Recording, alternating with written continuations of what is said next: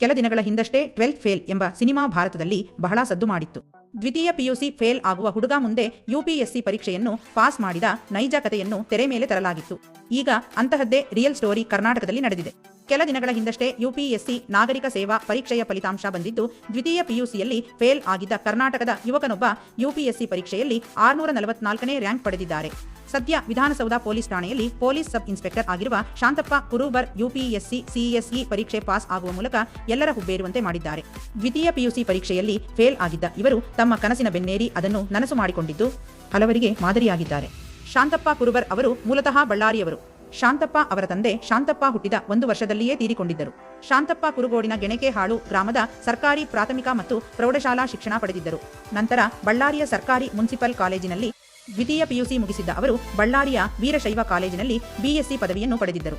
ಶಾಂತಪ್ಪ ಅವರು 2005ರ ಪರೀಕ್ಷೆಯಲ್ಲಿ 56